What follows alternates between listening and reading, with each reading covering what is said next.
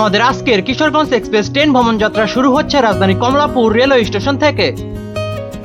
আপনারা কিন্তু কমলাপুর রেল স্টেশনের প্রবেশ গেটের হাতের ডান পাশে সকল আন্তনগর এবং লোকাল ট্রেনগুলোর টিকিট কাউন্টার পেয়ে যাবেন। আমার টিকিট আগেই অনলাইনে করা ছিল, তাই আমি এখন সরাসরি কমলাপুর রেল স্টেশনে প্রবেশ করছি। স্টেশনের প্রবেশ গেটে দুইজন টিকিট চেকার থাকে, তারা কিন্তু আপনার টিকিট দেখতে চাইতে পারে। স্টেশনে প্রবেশ করে আপনারা হাতের ডান পাশে পাবলিক টয়লেট এবং বিশুদ্ধ খাবার পানির ট্যাপ পেয়ে যাবেন। স্টেশনে কিন্তু একটি বড় ইনফরমেশন বোর্ড রয়েছে। এখানে আপনারা দেখতে পাবেন কোন ট্রেন কোন প্ল্যাটফর্মে রয়েছে এবং কোনটি কোন সময় ছেড়ে যাবে। প্রতিটি প্ল্যাটফর্মে আপনারা এরকম একটি করে ইনফরমেশন বোর্ড দেখতে পাবেন।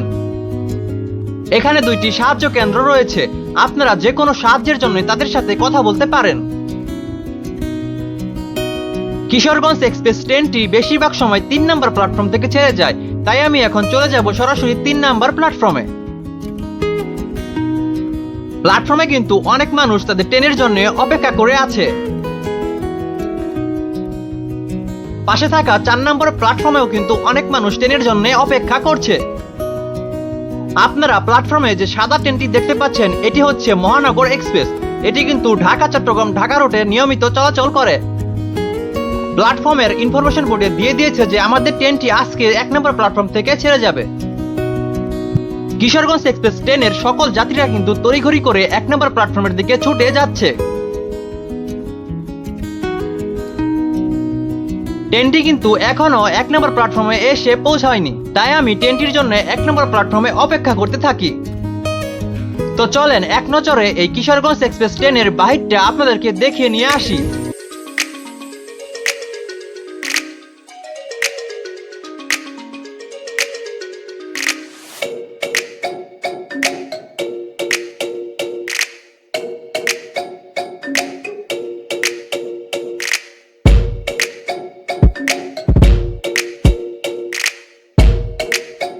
আমাদের ট্রেনে যে পাওয়ার কার রয়েছে, সেটিতে কিন্তু এই গাড়ির মাধ্যমে তেল রিফিল করা হচ্ছে।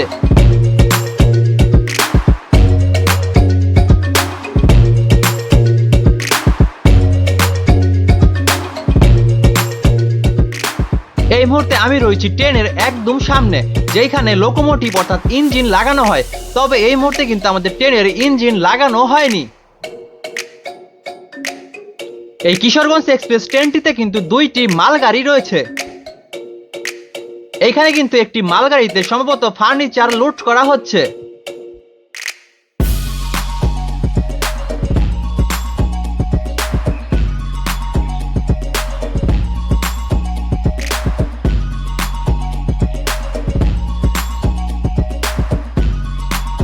এটি হচ্ছে আরেকটি মালগাড়ি বগি।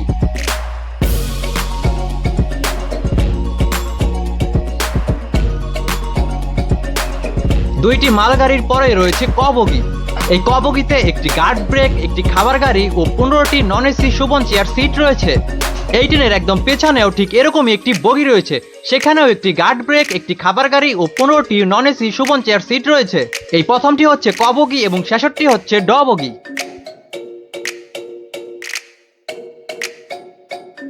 আপনারা কিন্তু এসি চেয়ার কারের প্রবেশ দরজার পাশে টয়লেট পেয়ে যাবেন। আপনারা কিন্তু এখানে একটি হাইকমোড টয়লেট, একটি হাত ধোয়ার জায়গা এবং একটি মিরর পেয়ে যাবেন। এই ট্রেনে মোট 2টি এসি চেয়ার কার রয়েছে এবং আপনারা 2টি কোচে প্রথমে এবং শেষে একটি করে টয়লেট পেয়ে যাবেন। এই মুহূর্তে আমি একটি এসি চেয়ার কার বগিতে রয়েছি। এসি চেয়ার কারে প্রতি বগিতে 55 করে সিট রয়েছে, আর এই ট্রেনে 2টি এসি চেয়ার কারে মোট 110টি এসি সিট রয়েছে। আপনারা কিন্তু প্রতিটি বগির মাঝখানের 4টি সিট এরকম মুখোমুখি পেয়ে যাবেন, আর মাঝখানে একটি টেবিল থাকবে। এই এসি সিটগুলো কিন্তু মোটামুটি ভালোই আরামদায়ক। আপনারা প্রতিটি সিটের সামনে একটি বোতল হোল্ডার, একটি ম্যাগাজিন হোল্ডার ও একটি ছোট কফি টেবিল পেয়ে যাবেন। তাছাড়া পায়ের নিচে লেগ রেস্টও রয়েছে।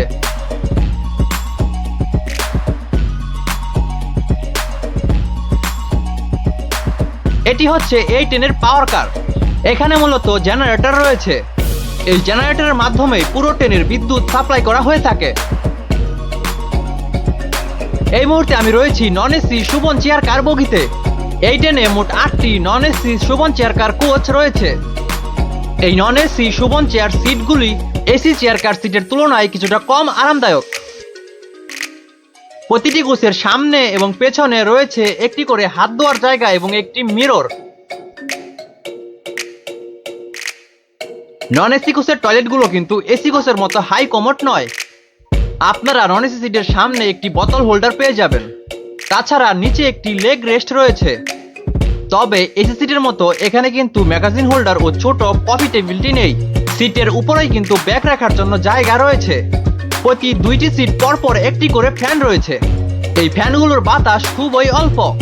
আমাদের আজকে ঢাকা টু ভৈরব রেল ভ্রমণের লোকোমোটিভ হিসাবে রয়েছে 2900 সিরিজের 30 নম্বর লোকোমোটিভ। নির্দিষ্ট সময়ের চেয়ে 30 মিনিট বিলম্বে আমাদের ট্রেনটি ঢাকার কমলাপুর রেল স্টেশনের 1 নম্বর প্ল্যাটফর্ম ছেড়ে যাচ্ছে।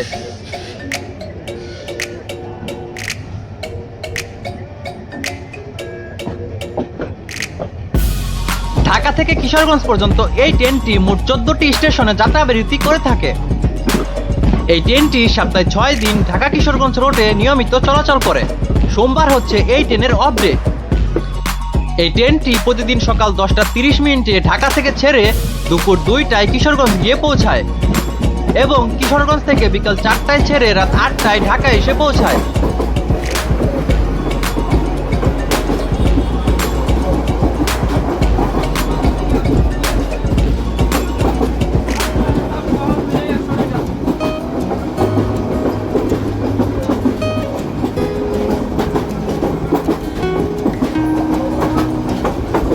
এই মুহূর্তে আমরা কিন্তু মালিবাগ রেল গেট পার হয়ে যাচ্ছি।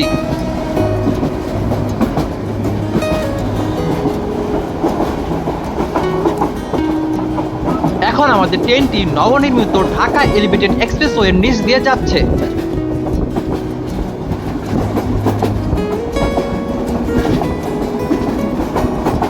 আজকের যাত্রায় প্রথম আমাদের দেখা হলো 3000 সিরিজের 24 নম্বর লোকোমোটিভের সাথে, যা একটি কন্টেনারবাহী ওয়াগনকে টেনে নিয়ে যাচ্ছে।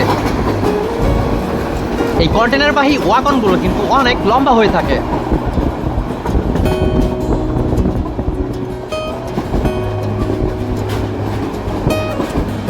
কিছুক্ষণ পরেই আমি আজকের যাত্রার প্রথম কারটি দেখতে পেলাম। আজকের যাত্রায় আমার কোচ নাম্বার হচ্ছে বরিকার্য এবং সিট নাম্বার হচ্ছে 60। আমার কোচটি পিছনের দিকে হয় আজকের যাত্রায় হয়তো অনেকবার সুন্দর কার্ভ দেখতে পাবো।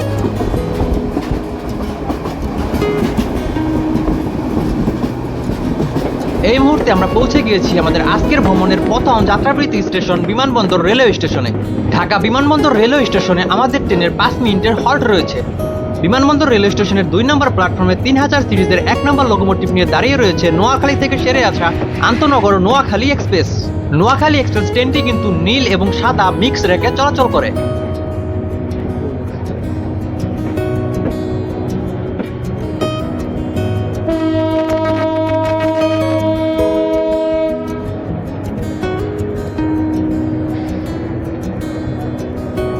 পাঁচ মিনিটের যাত্রাবিরতির শেষে 30 মিনিট বিলম্ব নিয়ে এই মুহূর্তে আমাদের ট্রেন ঢাকার বিমানবন্দর রেলওয়ে স্টেশন ছেড়ে যাচ্ছে। ঢাকার বিমানবন্দরের পর আমাদের ট্রেনটি নরসিংদী রেলওয়ে স্টেশনে যাত্রাবিরতি করবে।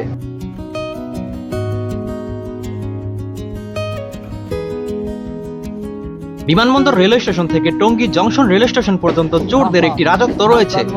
এই জায়গাটুকু ভ্রমণের সময় আপনারা জানালার কাছে ফোন কিংবা ব্যাগ রাখবেন না। এই মুহূর্তে আমাদের সাথে দেখা হয়ে গেল 2900 সিরিজের 2 নম্বর লোকোমোটিভের, যা একটি লোকাল ট্রেনকে টেনে নিয়ে যাচ্ছে।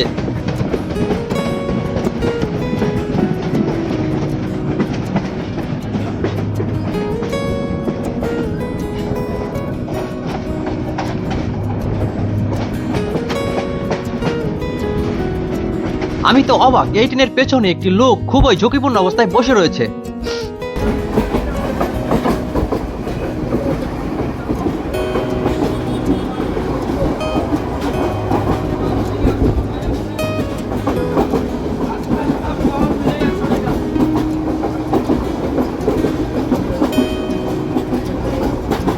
বর্তমানে আমাদের ট্রেনটি তুরাগ নদীর ওপর অবস্থিত টঙ্গী রেলওয়ে ব্রিজের উপর দিয়ে যাচ্ছে। পাশে কিন্তু 3টি নতুন রেলওয়ে ব্রিজ তৈরি করা হচ্ছে।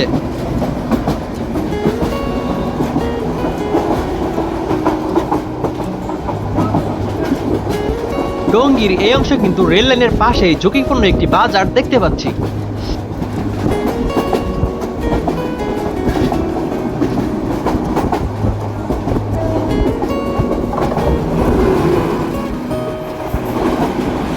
বর্তমানে আমাদের ট্রেনটি টঙ্গী জংশন রেলওয়ে স্টেশন পার হয়ে যাচ্ছে। এই স্টেশনে আমাদের ট্রেনের কোনো স্টপেজ নেই।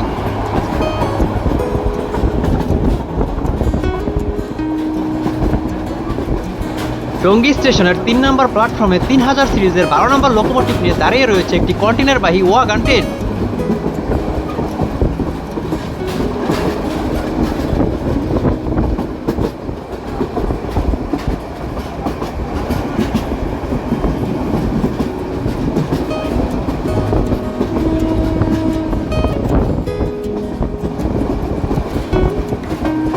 টঙ্গী জংশন রেলওয়ে স্টেশন থেকে বের হওয়ার সময় আপনারা এরকম সুন্দর একটি কার দেখতে পাবেন।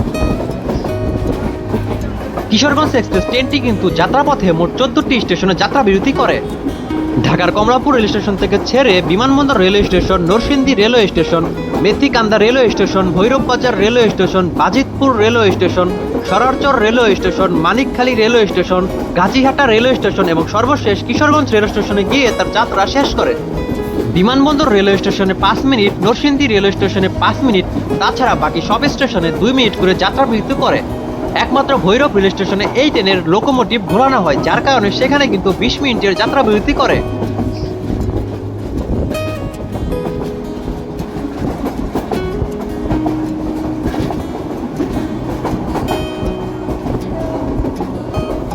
হঠাৎ করে ট্রেনে দুজন ট্রেনবালা এসে হাতে তালি দিয়ে সবার কাছ থেকে ১০ টাকা করে নিয়ে যাচ্ছে।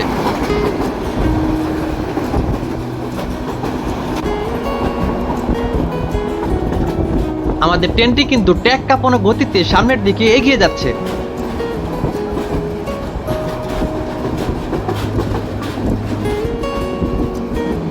ট্রেনে বসে এরকম সুন্দর কার্ভ দেখতে খুবই ভালো লাগে।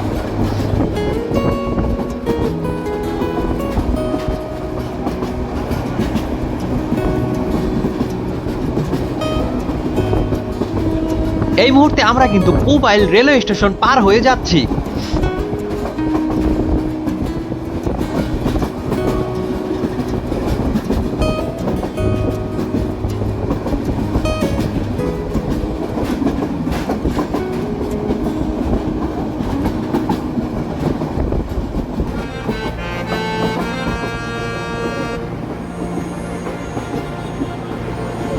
পুবাইল রেল স্টেশন পার হওয়ার পর আমরা কিন্তু গ্রাম বাংলার সেই চিরচেনা গ্রামীণ রূপ দেখতে পাচ্ছি।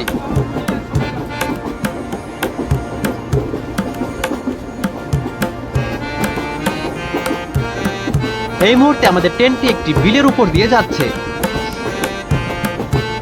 ট্রেনে বসে এরকম সুন্দর ভিউ দেখতে কার না ভালো লাগে। এরই মাঝে আমাদের সাথে দেখা হয়ে গেল চট্টগ্রাম থেকে ছেড়ে আসা নন স্টপ আন্তনগর সুবর্ণ এক্সপ্রেসের। এই সুবর্ণ এক্সপ্রেস ট্রেনটি কিন্তু আধুনিক কোরিয়ান কোচে চলাচল করে।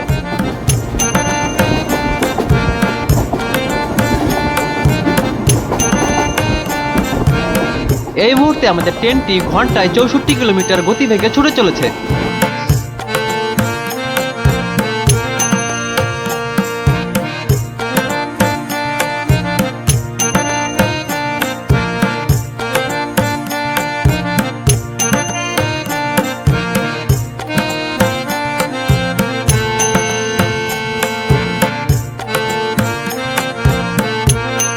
এই মুহূর্তে কিশোরগঞ্জ এক্সপ্রেস ট্রেনটি কিন্তু ঘোড়াশাল রেল ব্রিজের উপর দিয়ে যাচ্ছে।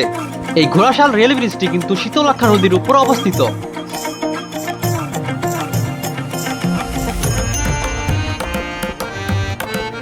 আজকে আমার যাত্রাপথের এটি হয়তো সবচেয়ে বড় ব্রিজ।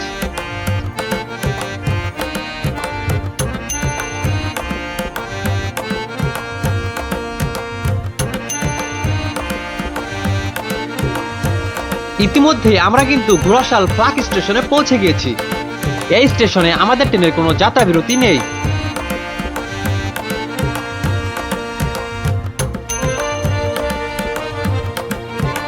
ঘোড়াশাল ফ্লাক স্টেশন থেকে কিছুটা সামনে রয়েছে ঘোড়াশাল স্টেশন।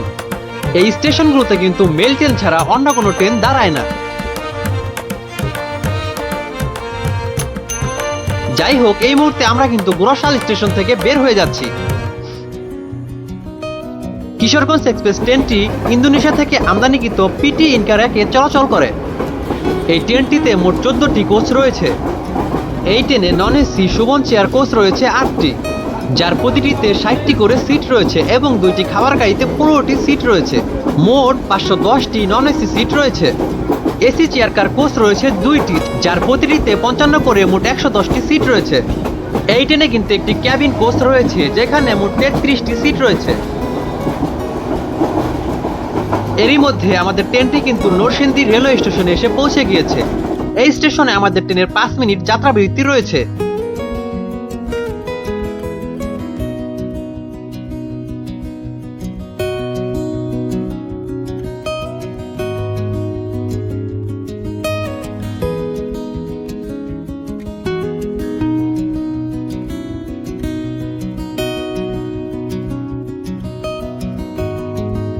ঢাকা থেকে কিশোরগঞ্জ পর্যন্ত এই ট্রেনের নন এসি সিটের ভাড়া হচ্ছে 160 টাকা, এসি সিটের ভাড়া হচ্ছে 305 টাকা এবং কেবিনের একজনের ভাড়া হচ্ছে 368 টাকা।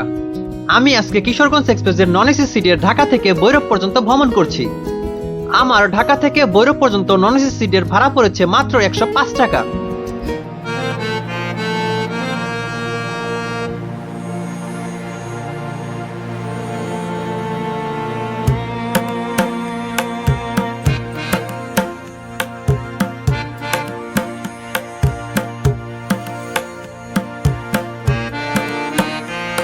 ট্রেনে বসে এইখানকার ভিউটা কিন্তু খুবই সুন্দর লাগছিল।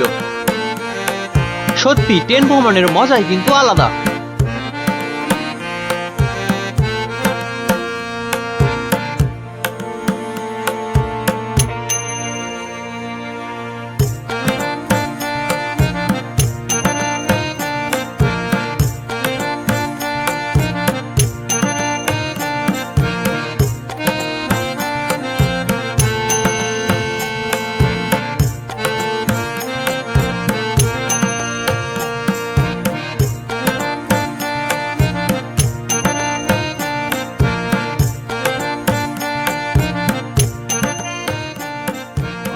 এই মুহূর্তে আমাদের ট্রেনটি কিন্তু আমিরগঞ্জ রেলওয়ে স্টেশন পার হয়ে যাচ্ছে।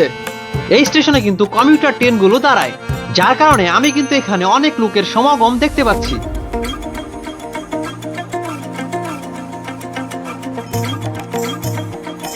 দেখুন ট্রেনের চাকা কিভাবে ট্র্যাক পরিবর্তন করছে।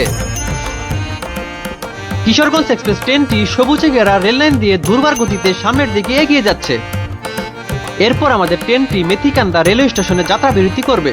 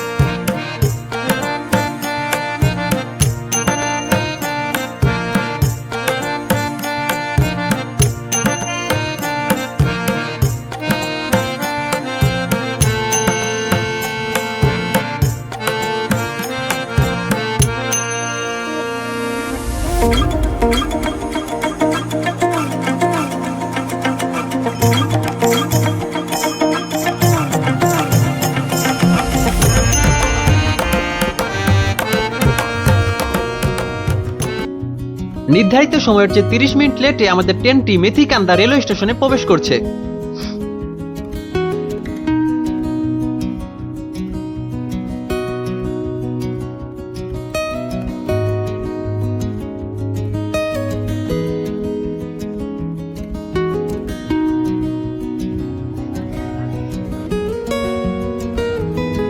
বর্তমানে আমরা কিন্তু মেথিকান্দা রেল স্টেশনের 1 নম্বর প্ল্যাটফর্ম ছেড়ে যাচ্ছি।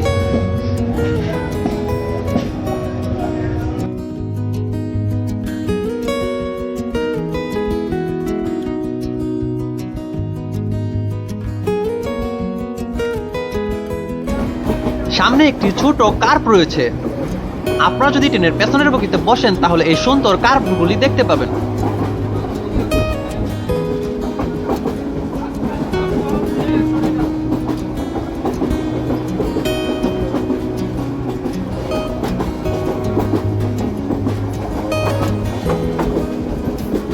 এভাবে ট্রেনের দরজার সামনে দাঁড়িয়ে ভ্রমণ করার অন্যরকম একটি মজা রয়েছে।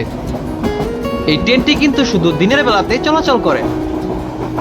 সত্যি ট্রেন ভ্রমণ অনেক রোমাঞ্চকর ভ্রমণ। আপনারা পাশে যে রেল লাইনটি দেখতে পাচ্ছেন, ট্রেনটি কিন্তু উল্টো হয়ে এই লাইন দিয়ে কিশোরগঞ্জ চলে যাবে।